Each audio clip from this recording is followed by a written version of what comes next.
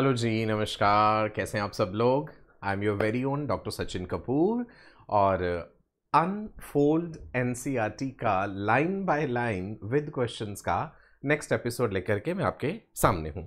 Principles of inheritance and variation का lecture number 2 है। इसका मतलब है ऑलरेडी जो लेक्चर नंबर 1 हो चुका है वो चैनल पे अवेलेबल है, आप उसे ज़रूर देख लीजिएगा। इसमें हम एनसीईआरटी की हर लाइन को पढ़ेंगे, उसका मतलब समझेंगे और वहां से किस तरह के क्वेश्चंस एग्जामिनर फ्रेम कर सकता है ये भी हमने जानना है। ठीक है जी, तो चलिए एक पॉजिटिव सोच, एक पॉजिटिव एनर्जी के साथ आगे बढ़ते हैं। एनसीईआरटी कहती है it was during the mid 19th century that headway was made in the understanding of inheritance. Mid 19th century मतलब 19वीं सदी के मध्य के समय में इनहेरिटेंस को समझने में प्रगति हुई, मतलब चीजें धीरे धीरे आगे बढ़ी। तो यहां पे ग्रिगोर मेंडल का जिक्र होता है, जिन्हें फादर ऑफ जेनेटिक्स भी कहा जाता है। ग्रिगोर मेंडल कंडक्टेड कौन से एक्सपेरिमेंट्स? Hybridization experiments. तो एक्सपेरिमेंट्स का नाम याद रखेंगे। ऑन गार्डन पी, तो पी प्लांट पे उन्होंने काम करा। गार्डन पी पे, मटर का जो पौधा होता है, हमें ईयर याद रखना है 1856 से 1863। तो कितने सालों के लिए? 7 ईयर्स के लिए। क्वेश्चन यहां से भी फ्रेम हो सकता है, right. Garden pea Pisum sativum पे उन्होंने काम करा, हाइब्रिडाइजेशन एक्सपेरिमेंट्स करे and proposed the laws of inheritance in living organisms. तो सबसे पहले लॉज ऑफ इनहेरिटेंस किसने दिए, किसने प्रपोज करे? हालांकि उन्होंने खुद इस चीज को लॉ नहीं कहा था, ये पॉस्टुलेट्स थे उनकी तरफ से। बाद में ये चीजें जो है फिर उन्होंने लॉ का रूप लिया। ग्रिगोर मेंडल ने बगीचे की मटर यानी गार्डन पी पर 7 साल तक हाइब्रिडाइजेशन के प्रयोग किए और जीवों में वंशागति के नियम यानी लॉज ऑफ इनहेरिटेंस बताए। During Mendel's investigations into inheritance patterns, it was for the first time, पहली बार, that statistical analysis and mathematical logic were applied to problems in biology। Highlight करी है मैंने वो बातें जहां से एग्जामिनर हमसे क्वेश्चन पूछ सकता है। मेंडल की वंशागति के पैटर्न यानी इनहेरिटेंस पैटर्न की जांच के दौरान यह पहली बार था जब स्टैटिस्टिकल एनालिसिस और गणितीय तर्क यानी मैथमेटिकल लॉजिक को लागू किया गया था जीव विज्ञान की समस्याओं पर। His experiments had a large sampling size, ये उनकी सफलता का एक कारण था, which gave greater credibility to the data that he collected। उनके जो एक्सपेरिमेंट्स में नमूने का आकार था, सैंपलिंग साइज था, वो बहुत बड़ा था, जिससे उनके द्वारा कलेक्ट किए गए डेटा पर अधिक भरोसा, अधिक विश्वसनीय था, अधिक भरोसा किया जा सका। तो कौन सी एक बात थी जिसकी वजह से उनके द्वारा किए गए एक्सपेरिमेंट्स पर बेहतर भरोसा किया जा सका?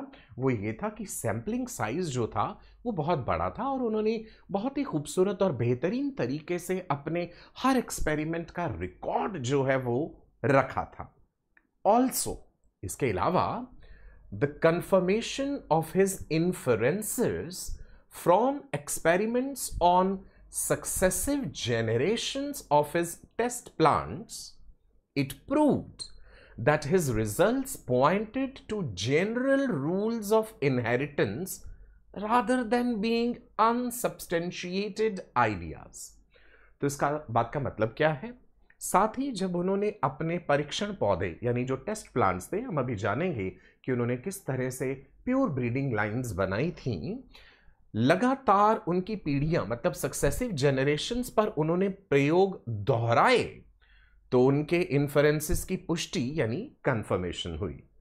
तो इससे यह साबित हुआ कि उनके परिणाम वंशागति के सामान्य नियम जो हैं यानी जनरल रूल्स ऑफ इनहेरिटेंस की ओर इशारा करते थे, न कि कोई बिना प्रमाण वाले विचार, अनसब्सटेंशिएटेड आइडियाज नहीं थे। सो मोटे तौर पे जब उन्होंने 2 ब्रीडिंग लाइंस बना ली थी, फिर उसमें उन्होंने कई सक्सेसिव जनरेशंस तक एक्सपेरिमेंट करे, जैसा कि हम जानेंगे पेरेंटल प्लांट्स थे पाइसम सटाइवम, फिर F1 जनरेशन आया, फर्स्ट फीलियल जनरेशन, फिर उसमें उन्होंने सेल्फ ब्रीडिंग एक्सपेरिमेंट्स करे, F2 जनरेशन आया, F3 जनरेशन तक उन्होंने चीज़ों को पढ़ा। Mendel investigated characters in garden pea plant that were manifested as two opposing traits. Character की एक अवस्था है ट्रेट। सो कैरेक्टर और ट्रेट दो अलग बात हो जाती है। Trait is a state of a character. Example, अगर आप कैरेक्टर ले रहे हैं प्लांट की हाइट, स्टेम लेंथ कह दीजिए, तो उसमें दो ट्रेट हो गए, दैट इज टॉल और ड्वार्फ, राइट। अगर आप उसके बीज, सीड्स की बात कर रहे हैं, वो एक कैरेक्टर है, राइट। सीड का कलर अगर आपने ले लिया या सीड का शेप ले लिया, तो सीड का शेप रिंकल्ड है या नहीं है, राइट। ऐसे ही जो कलर है वो येलो है या ग्रीन है।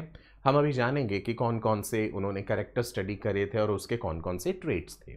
सो बगीचे की मटर यानी गार्डन पी प्लांट में पाए जाने वाले लक्षणों यानी कैरेक्टर्स का अध्ययन किया, जो दो विपरीत गुणों यानी अपोजिंग ट्रेट्स के रूप में दिखाई देते थे, जैसे लंबे या बौने पौधे, पीले या हरे बीज।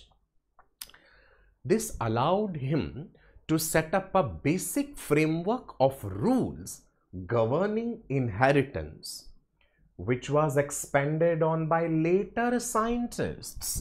आगे आने वाले वैज्ञानिकों को मेंडल के एक्सपेरिमेंट से एक आधार मिल गया, to account for all the diverse natural observations and the complexity inherent in them। मतलब है, इससे उन्हें वंशागति के नियम यानी रूल्स ऑफ इनहेरिटेंस का एक बेसिक फ्रेमवर्क बनाने में मदद मिली।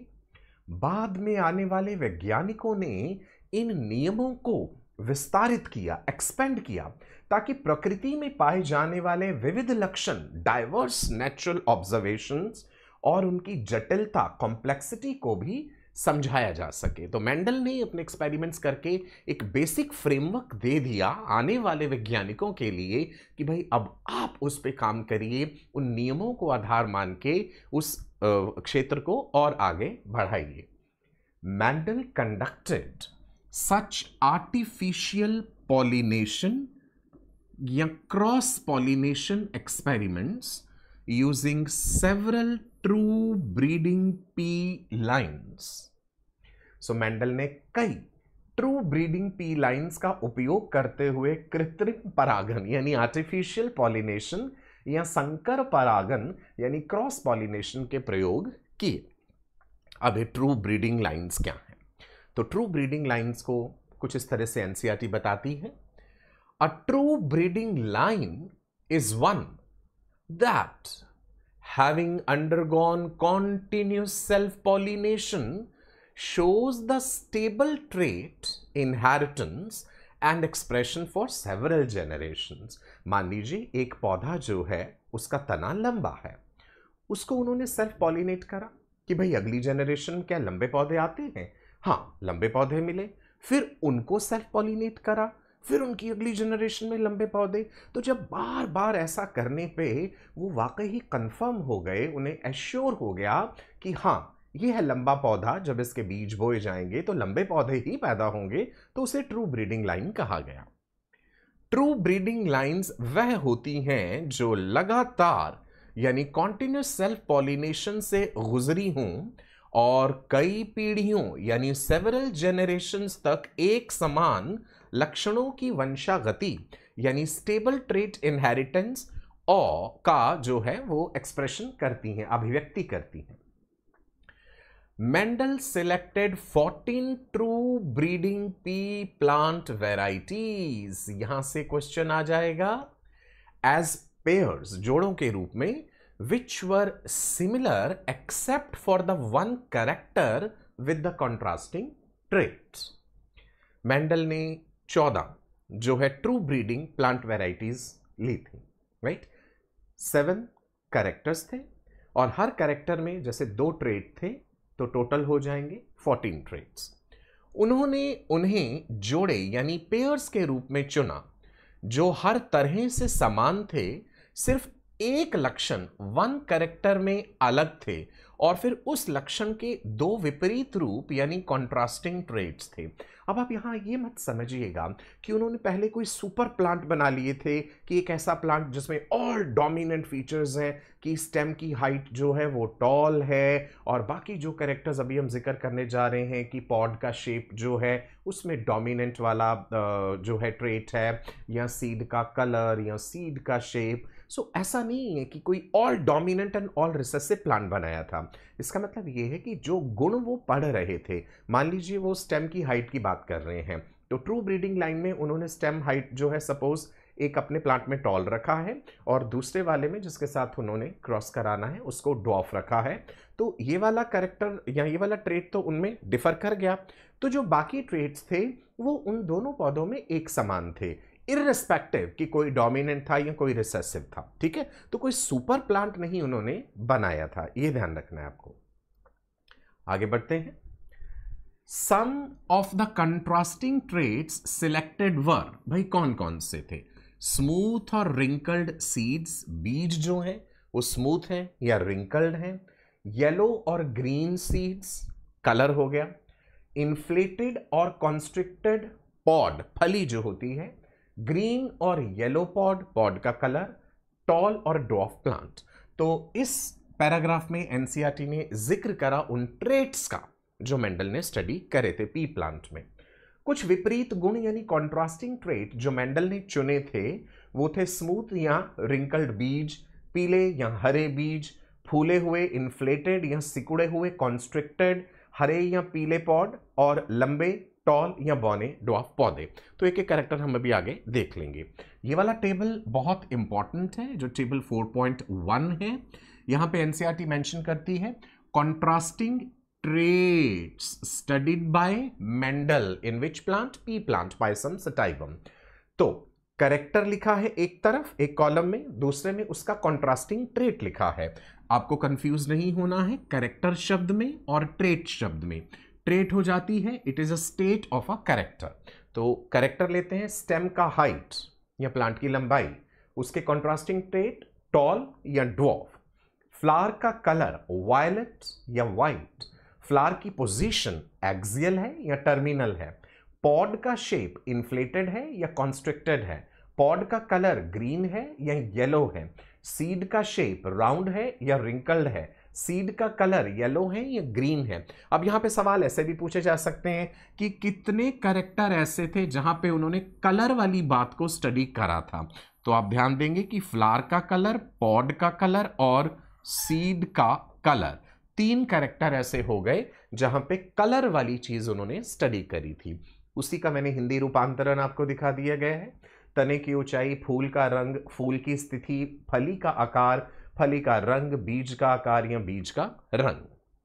फिर एनसीईआरटी ने ये एक पिक्चर बना करके भी आपके लिए दी है। मैंने इंग्लिश की एनसीईआरटी और हिंदी की एनसीईआरटी दोनों में से आपके लिए पिक्चर लगा दी है। सीड का शेप दैट इज राउंड है या रिंकल्ड है। ऊपर लिखा गया है डोमिनेंट ट्रेट और इधर लिखा गया है रिसेसिव ट्रेट। अब ये शब्दों से आगे जाके हम इंट्रोड्यूस होंगे डोमिनेंट और रिसेसिव का मतलब क्या है। अब आपको ध्यान रखना है सीड का शेप डोमिनेंट ट्रेट कौन सा है? राउंड। सीड के शेप में रिसेसिव क्या है? रिंकल्ड वाला शेप। ऐसे ही सीड के कलर में dominant yellow, recessive green. Flower के कलर में dominant violet, recessive white. Pod के शेप में डोमिनेंट फुल या इन्फ्लेटेड पॉड और यहां पे रिसेसिव कंस्ट्रिक्टेड, सिकुड़ी हुई फली जो है।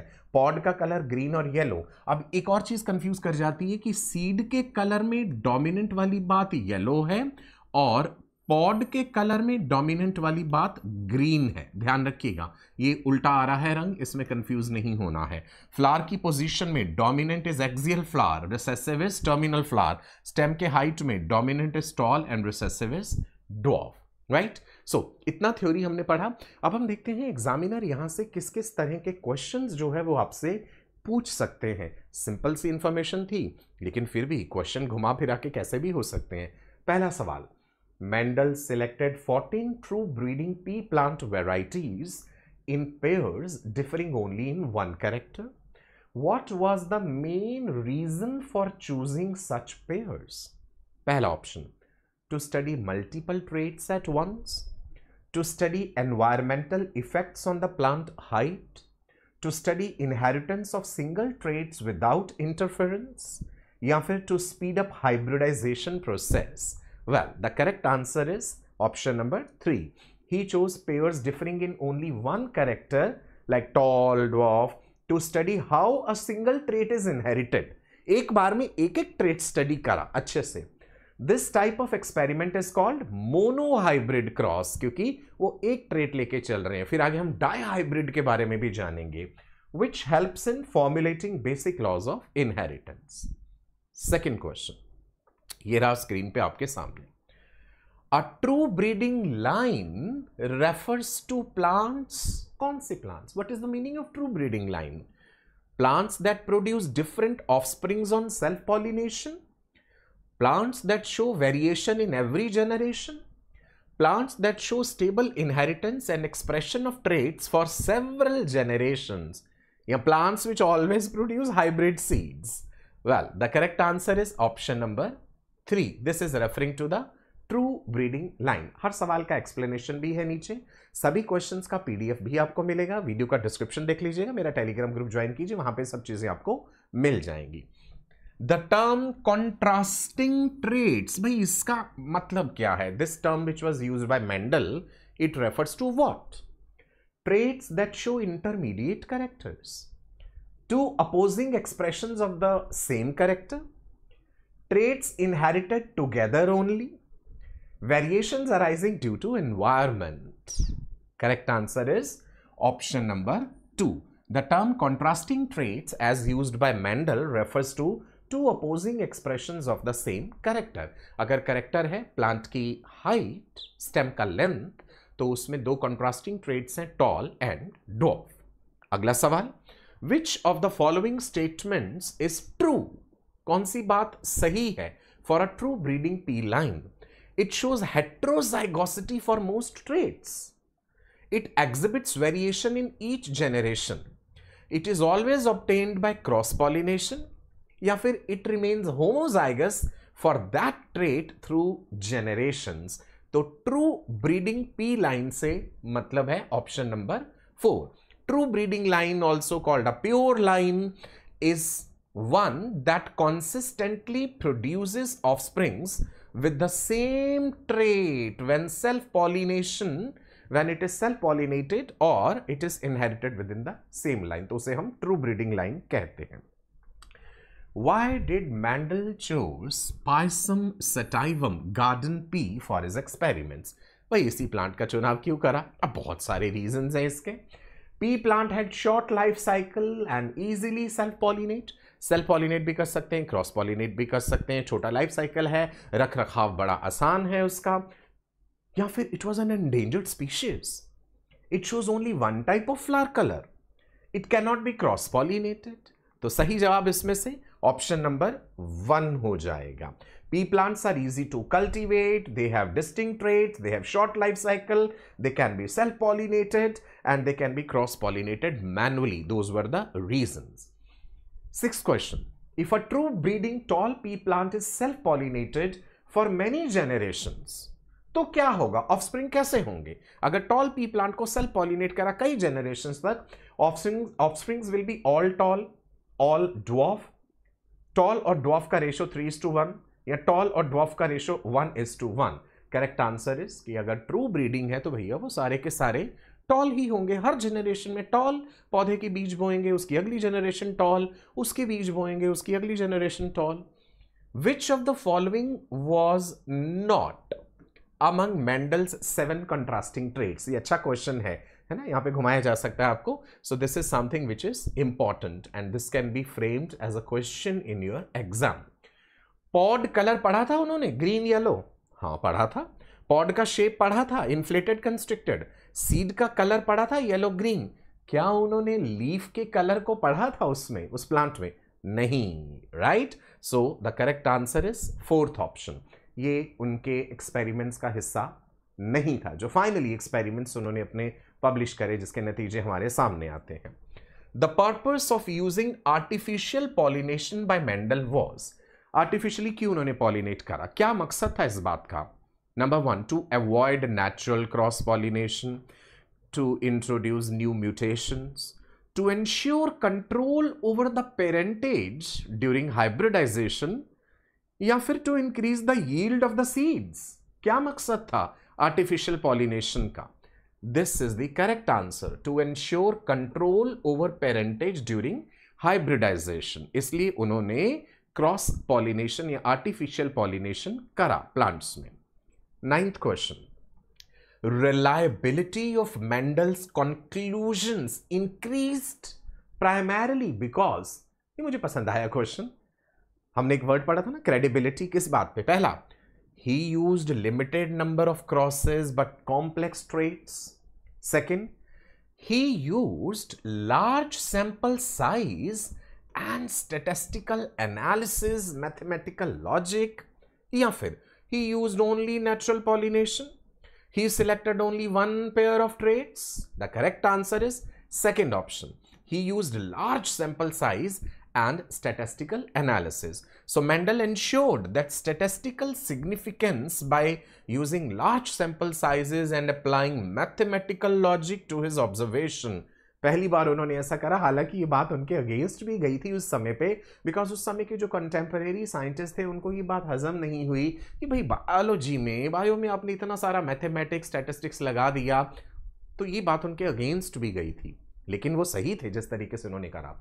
Which of the following features of pea plants did not directly contribute to success of Mendel's experiments? This is also a good question and can be framed in your exam. Presence of clear contrasting traits, natural tendency for cross-pollination, ability to self-pollinate, short life cycle and large number of seeds. Well, the correct answer is the natural tendency for cross-pollination.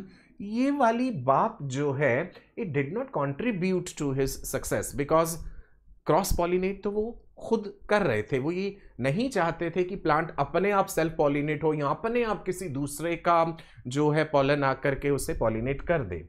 So pea plants are naturally self pollinated. We know that. Cross pollination was done artificially by Mendel. Their natural cross pollination tendency is low. So this did not help because plant जो है वो naturally self pollinated है. उसका flower का structure ही कुछ इस तरह से है. अब आ गए assertion reason questions. Question number 11. Assertion. A true breeding pea plant always produces offspring identical to itself on self-pollination. सही लग रहा है statement? It is homozygous for the trait considered. चलिए, क्या दोनों स्टेटमेंट सही हैं और सेकेंड वाली इसका करेक्ट एक्सप्लेनेशन है? क्या दोनों स्टेटमेंट सही है पर सेकेंड वाली इसका एक्सप्लेनेशन नहीं है? या फिर assertion ट्रू है, reason false, assertion false, reason true? The correct answer is A and R. Both are true and reason is the correct explanation of the assertion, right? Homozygosity ensures that same alleles are passed on to leading to the identical offspring. अभी तक जितना theory हमने पढ़ा था उसमें हम allele, homozygous, heterozygous से introduce नहीं हुए.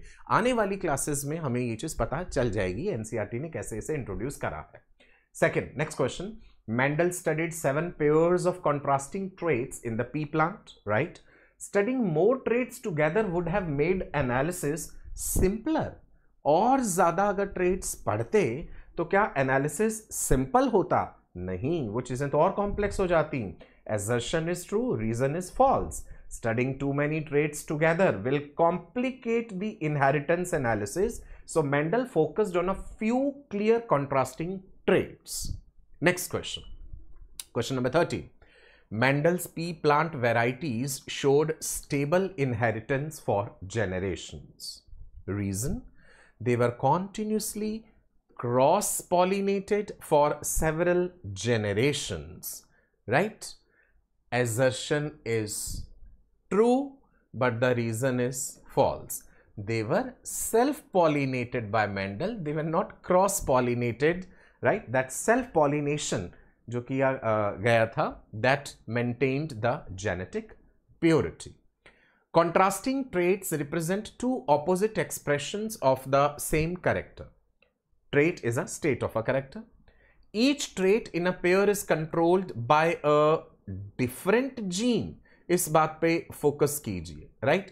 यहां से आपको समझ आएगा. Assertion is true, but the reason is false. Both traits are controlled by different alleles of the same gene, not by the different genes. आगे हम ये भी चीज पढ़ेंगे कि क्रोमोसोम नंबर कितना था और कौन से क्रोमोसोम पे किस पर्टिकुलर कैरेक्टर के लिए जीन्स प्रेजेंट थे, right? Next, assertion. Mendel's experiments laid the foundation for understanding inheritance. सही लग रही है बात? He applied statistical analysis and mathematics to biological data for the first time. So, assertion and reason are true, and reason is correctly explaining the assertion. Mendel's use of quantitative data and ratios provided scientific credibility to inheritance studies that formed the basis of modern genetics. तो आपने देखा कि किस तरह से simple सी lines जो हैं NCERT के शुरुआत में ही इंट्रोडक्शन में इस चैप्टर में, वहां से भी किस किस तरह के क्वेश्चन एग्जामिनर फ्रेम कर सकता है. So I hope you are enjoying these sessions. Channel को सब्सक्राइब कर लीजिए, वीडियो को लाइक ज़रूर कीजिएगा, शेयर ज़रूर कीजिएगा और आपके कमेंट्स का मुझे इंतज़ार रहेगा. आगे आने वाले वीडियोज़ आप कॉन्टिन्यूसली देखते रहिए, उसके लिए ज़रूरी है चैनल को सब्सक्राइब करिए, वीडियो का डिस्क्रिप्शन देखिए जहां पे ये पूरा पीडीएफ आपको मिल जाएगा. तो आपके पूरे क्वेश्चंस का एक कह दीजिए कि कलेक्शन हो जाएगा वंडरफुल क्वेश्चंस का विद एक्सप्लेनेशन. और क्या चाहिए? ठीक है जी. नमस्कार, bye bye, stay blessed, God bless you. फिर मिलेंगे, तब तक के लिए पढ़ते रहिए, खुश रहिए, बाय.